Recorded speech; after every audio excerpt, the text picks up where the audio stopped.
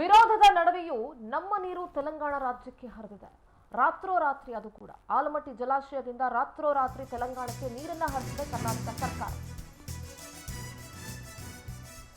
ಅಷ್ಟೆಲ್ಲ ವಿರೋಧ ಇದ್ರು ಆ ವಿರೋಧಗಳ ನಡುವೆಯೂ ಕೂಡ ನಮ್ಮ ನೀರನ್ನ ತೆಲಂಗಾಣ ರಾಜ್ಯಕ್ಕೆ ಬಿಟ್ಟಿದ್ದಾರೆ.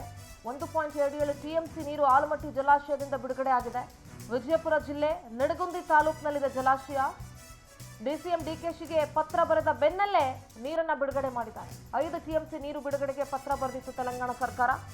ಇದೀಗ ರಾತ್ರೋರಾತ್ರಿ ತೆಲಂಗಾಣಕ್ಕೆ 1.27 ಟಿಎಂಸಿ ನೀರು ರಿಲೀಸ್ ಆಗಿದೆ.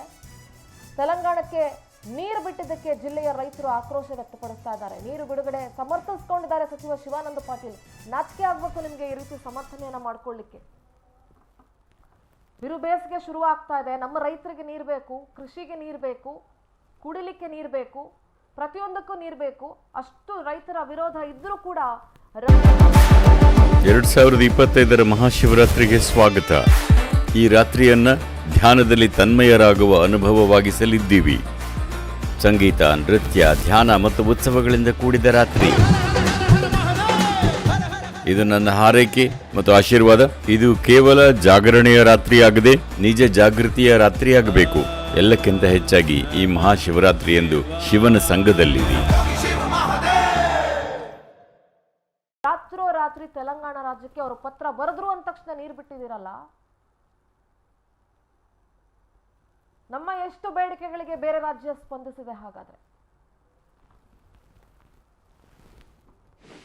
ಇದ್ದಾಗ ನಾವು ಕೊಯ್ನಾದಿಂದ ಮಹಾರಾಷ್ಟ್ರದಿಂದ ರಿಕ್ವೆಸ್ಟ್ ಮಾಡ್ಕೊಂಡು ಕುಡಿಲಿಕ್ಕೆ ನೀರು ನಾವು ಭೀಮಾ ನದಿಗೂ ಬಿಡಿಸ್ಕೊಂಡಿದ್ದೀವಿ, ಕೃಷ್ಣಾ ನದಿಗೂ ಬಿಡಿಸ್ಕೊಂಡಿದ್ದೀವಿ. ಅಕಸ್ಮಾತ್ ಆ ಥರ ಸಿಚುವೇಶನ್ ಇತ್ತು, ನಮ್ಮಲ್ಲಿ ಸರ್ಪ್ಲಸ್ ಇತ್ತು, ಸ್ವಲ್ಪ ಕುಡಿಯೋಕ್ಕೆ ನೀರು ಕೊಡೋದ್ರಲ್ಲಿ ತಪ್ಪೇನಿಲ್ಲ.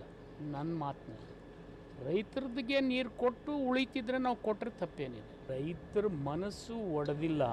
ನಮಗೆ ಪ್ರತಿ ವರ್ಷಕ್ಕಿಂತಲೂ ಈ ವರ್ಷ ಹೆಚ್ಚುವರಿ ಮಳೆ ಆಗಿದೆ, ನೀರು ಹೆಚ್ಚು. ನಮ್ಮ ಬೆಳೆಗೆ ಸ್ಟ್ಯಾಂಡಿಂಗ್ ಕ್ರಾಪಿಗೆ ನೀರು ಕೊಡ್ತಕ್ಕಂಥದ್ದು ನಾವು ಮಾರ್ಚ್ವರೆಗೆ ಮಾತ್ರ. ಮಾರ್ಚ್ ಮುಗಿದ ನಂತರ ಕುಡಿಲಿಕ್ಕೆ ನಮಗೆ ಎಷ್ಟು ನೀರು ಬೇಕು ಅಷ್ಟು ಉಳಿದು ನಮ್ಗೆ ಹೆಚ್ಚಿಗಿದ್ರೆ ಕೊಡೋದ್ರಲ್ಲಿ ಮಾನವೀಯತೆ ದೃಷ್ಟಿಯಿಂದ ತಪ್ಪಿಲ್ಲ. ನಮಗೆ ನೋಡಿ ನಮಗೆ ಕಷ್ಟ. ಜುರಾಲ ಅಣೆಕಟ್ಟಿಗೆ ಆಲಮಟ್ಟಿಯಿಂದ ನೀರನ್ನು ಹರಿಸಬಾರದು ತಿಳ್ಕೊಂಡು ನಾವು ಹಿಂದಿನ ದಿವಸನೇ ಮುಖ್ಯ ಅಭಿಯಂತರರು ಕೃಷ್ಣಾ ಭಾಗ್ಯ ಜಲ ನಿಗಮ ಮತ್ತು ವ್ಯವಸ್ಥಾಪಕ ನಿರ್ದೇಶಕರಿಗೆ ನಾವು ಅಖಂಡ ಕರ್ನಾಟಕ ಸಂಘದಿಂದ ಚಳವಳಿ ಮಾಡಿ ಮನವಿಯನ್ನು ಕೊಟ್ಟಿದ್ದೆವು. ಯಾವುದೇ ಕಾರಣಕ್ಕೂ ನೀರು ಬಿಡಬಾರದು ತಿಳ್ಕೊಂಡು ನಾವು ಮನವಿ ಮಾಡಿಕೊಂಡು ಕೂಡ ರಾತ್ರಿ ಅಂದ್ರೆ ರಾತ್ರಿ 12 ಗಂಟೆಗೆ 1.27 TMC ನೀರು ಹರಿಸುವ ಮೂಲಕ ವಿಜಯಪುರ ಮತ್ತು ಬಾಗಲಕೋಟೆ ಅವಳಿ ಜಿಲ್ಲೆಯ ರೈತರಿಗೆ ಸರ್ಕಾರ ಇವತ್ತು ದೊಡ್ಡ ಅನ್ಯಾಯ ಮಾಡಿದೆ. ನಮಗೆ ಕುಡಿಲಿಕ್ಕೆ ನೀರಿಲ್ಲ. ಕೇವಲ ಈಗ ಜಲಾಶಯದಲ್ಲಿ 52.5 TMC ಮಾತ್ರ ಬಾಕಿ ಇದೆ. ಅದರಲ್ಲಿ 17 TMC ನೀರು ಡೆಡ್ ಸ್ಟೋರೇಜ್ ಹೊರತುಪಡಿಸಿದ್ರು ಕೇವಲ 34.998 TMC ನೀರು ಬಾಕಿ ಅದ. ಇನ್ನೂ 3.5 ತಿಂಗಳು ನಮಗೆ ಬೇಸಿಗೆ ಅದ. ಅಷ್ಟೊಳಗಾಗಿ ನೀರು ಖಾಲಿ ಆಗ್ತದೆ.